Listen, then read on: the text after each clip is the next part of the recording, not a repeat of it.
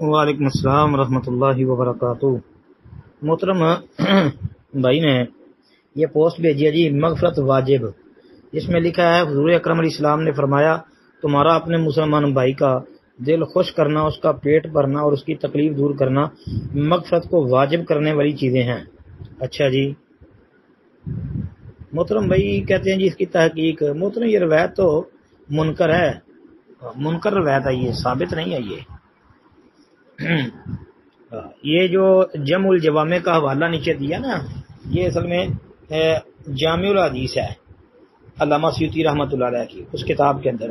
تو یہ حدیث کا جو نمبر ہے نا صحیح، یہ پوسٹ والا نمبر جو ہے نا، اس نمبر پہ تو نہیں، البتہ یہ صحیح نمبر جو ہے نا اس کا ہے 8558 جی، اور 8554 پر بھی موجود ہے، 8553 پر بھی موجود ہے، مختلف الفاظ کے ساتھ۔ تو یہ روایت منکر ہے، کئی کتابوں میں آتی ہے۔ حلیۃ الاولیاء کے اندر بھی امام ابو نعیم اصفہانی رحمۃ اللہ علیہ نے اس کو ذکر کیا ہے، جلد 7 صفحہ 90 پر، یحییٰ بن ہاشم السمسار کی سند کے ساتھ۔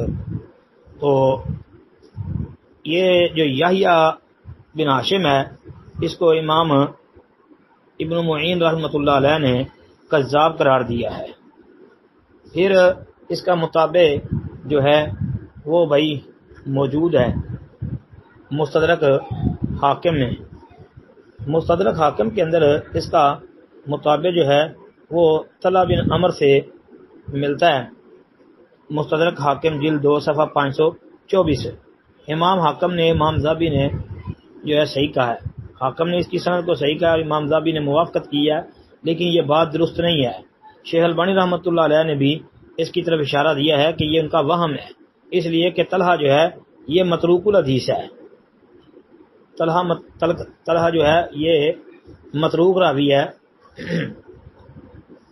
پھر یہ روایت مرسل بھی بیان کی گئی ہے، محمد بن المنقدر نے جابر بن عبداللہ کا واسطہ چھوڑ کے یہ روایت بیان کی ہے، امام بہقی رحمۃ اللہ علیہ کی شعب الایمان میں۔ تو امام بہقی نے اس کو مرسل لکھا ہے، تو مرسل بھی اگر موجود ہو تو مرسل بھی حجت نہیں ہوتی۔ پھر اس کی ایک سند طبرانی کے اندر بھی آتی ہے، اس میں جو ہے جہم بن عثمان